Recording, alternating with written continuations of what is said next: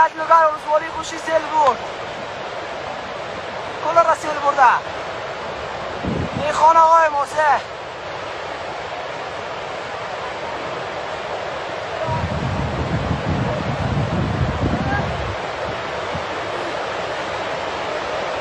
این موتاک زوتاک. از زوتاک تو کل را از یک سر سیل برد.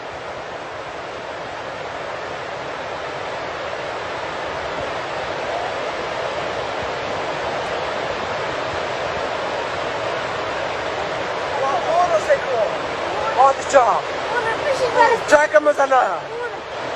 هر یک نفر سیک دو وسط چا دو وسط داو مونده دو وسط سیل او دیگه در سربان مونده اون دیگه نفر سیک سربان نه اون سربان کی مونده سربان سیک دو بغل رود کی مونده بسری فرود او چیزا کسی بود صاف شده یا اسمون خانه اینجا میشه ای بخور پیزا میشه بوده قرار کشیده ای اوه اینجا از دیگه چی کنه نه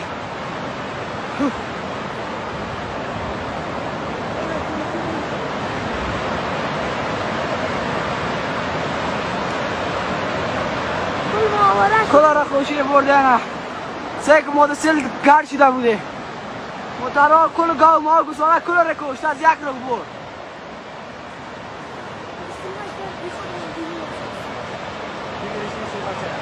اینی اولاده سه که خانه را در بدار مقدر خانه را سکنی قریه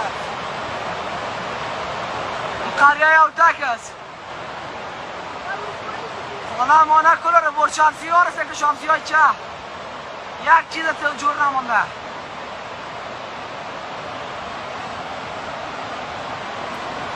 چی کن؟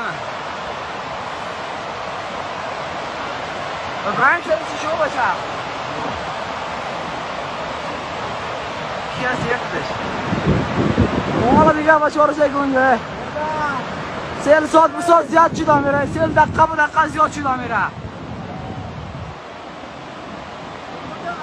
هیچ چیز جور نمانده باران شدید هم روانش هم یاله درست تصویر گرفتن همیشه باران است لالا جان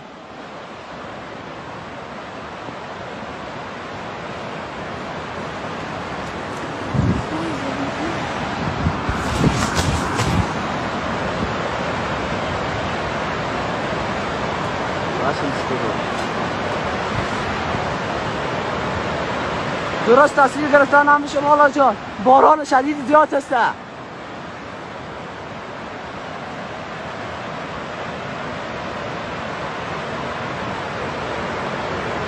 کلا را غرق کرد